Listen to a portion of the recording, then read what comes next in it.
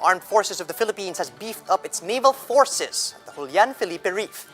Meanwhile, the Foreign Affairs Department reminds China that any attack would warrant the activation of a defense treaty with the U.S. Man Los Baños with the details. Arranged by layers, 183 Chinese fishing vessels remain at the Julian Felipe Reef. AFP Chief of Staff Cirilito Sobejana told senators during his appointment hearing the formation is not unusual for Chinese fishing boats at rest, but the number of ships is quite substantial. So we are trying to do some military assessments on that kind of a formation.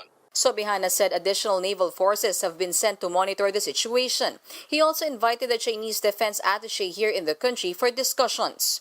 To increase our visibility and ensure the security and safety of our fishermen, of course our marine resources, and the integrity of our territory. If reports of the incursion were true, Ambassador to Iraq Generoso de Guzman Calonge said this is a clear violation of the country's sovereignty.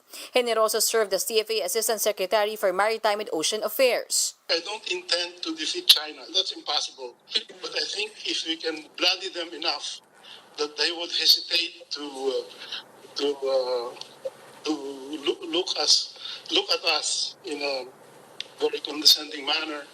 He, together with other DFA officials, also appeared before the Senate for their CA hearing. This is also where DFA Secretary Teodoro Lacsin reminded that the U.S. and Philippines Mutual Defense Treaty is still active. If tensions escalate, he said the U.S. should be ready to step in.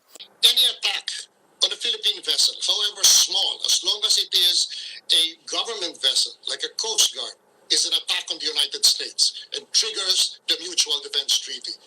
The U.S. State Department tweeted that it stands with the Philippines. It called on China to stop its intimidating and provoking of other countries. Japan's ambassador to the Philippines also tweeted its opposition. This sparked a Twitter war, with the Chinese embassy in Manila accusing an unnamed Asian country as a strategic vassal of the U.S. The Chinese embassy said this betrays the interests of Southeast Asia.